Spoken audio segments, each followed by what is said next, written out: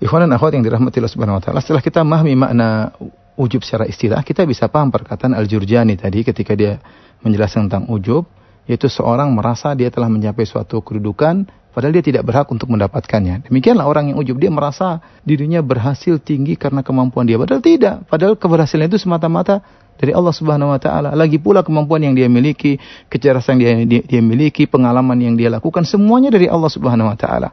Semuanya dari Allah Subhanahu wa taala. Kita ini apa? Nothing. Kita ini siapa? Semuanya dari Allah Subhanahu wa taala. Maka ketika dia merasa dirinya lebih tinggi, merasa dirinya mencapai derajat tertentu dan dia sebenarnya tidak berhak mendapatkan, itulah ujub ya. Sama seperti penjelasan dari Al-Ghazali bahwasanya ujub adalah seorang i'dhamun ni'mah, yaitu dia merasa karunia yang dia miliki itu luar biasa, ma'anisyani idhafatiha ilal mun'im, dia lupa menyandarkannya kepada Allah. Seharusnya ketika dia berhasil dia mengatakan ini semua dari Allah. Ini semua adalah dari Allah ya. Dari sini kita telah paham insyaallah makna ujub secara istilah. Baik, sekarang saya ingin mengajak ikhwan dan akhwat berfikir tentang perbedaan mendasar antara riya dengan ujub. Saya akan disebutkan beberapa poin. Pertama, perhatikan ikhwan dan akhwat yang dirahmati Allah Subhanahu wa taala, riya kesyirikannya berkaitan dengan mensekutukan Allah dengan orang lain, yaitu kita mengharap pahala dari Allah sekaligus mengharap pujian dari orang lain. Riya. Adapun ujub, kesyirikannya berkaitan dengan diri kita sendiri, yaitu kita menyandingkan diri kita bersama Allah dalam menentukan keberhasilan kita. Seakan-akan kita berhasil bukan hanya sekedar karena Allah, tapi karena kita juga yang pintar, karena kita yang cerdas, karena kita banyak pengalaman. Jadi mensyirikkan Allah dengan diri kita sendiri. Berikut yang kedua, kalau riya hanya berkaitan dengan masalah agama, yaitu seorang riya karena sholatnya, seorang riya karena dakwahnya, seorang riya dengan sedekahnya. Jadi riya berkaitan dengan masalah agama. Riya tidak berkaitan dengan masalah dunia.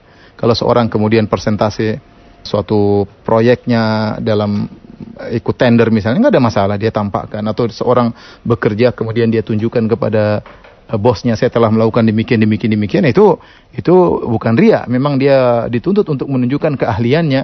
Seperti seorang jualan kemudian ketika dalam iklan dia sebutkan produk kami begini, itu bukan riya, itu tidak jadi masalah. Jadi kalau riya hanya berkaitan dengan masalah-masalah agama, amalan-amalan soleh.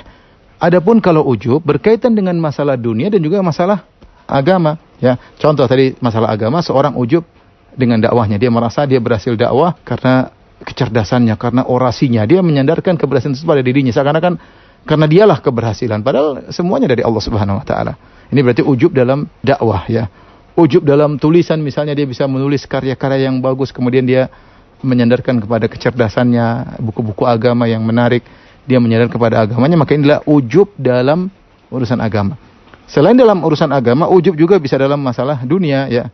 Seperti tadi, seperti dicontohkan pada pertemuan sebelumnya, itu orang merasa bangga ketika dia berhasil menjadi orang kaya. Dia mengatakan karena saya cerdas, mulai dari nol, karena saya begini ya. Dia lupa bahwasanya hanya Allah semata yang buat dia berhasil. Ini diantara perbedaan yang mendasar antara ujub dengan riya.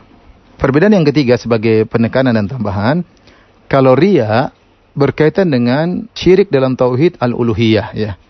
Dalam tauhid uluhiyah itu dalam peribadatan kita beribadah kepada Allah dan juga kita beribadah kepada orang yang ingin kita harapkan pujiannya. Jadi ini berkaitan dengan tauhid al-uluhiyah.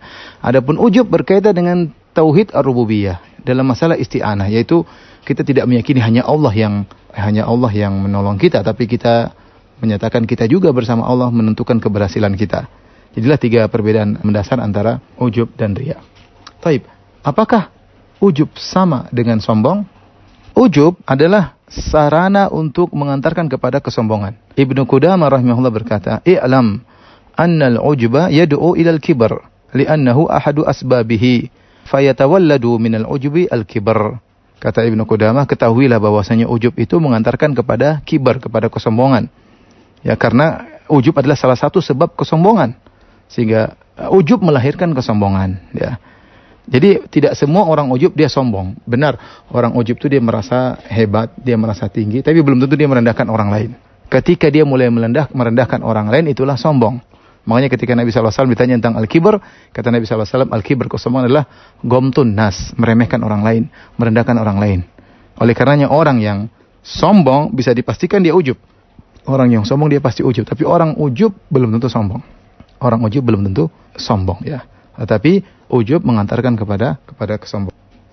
Oleh karenanya Abu Wahab Al-Marwazi berkata, Sa'altu Ibn al-Mubarak, aku bertanya kepada Ibn al-Mubarak, mal kibar, apa itu kibar, kesombongan? Maka Ibn al-Mubarak rahimahullah berkata, antazdariyan nas, engkau merendahkan orang lain.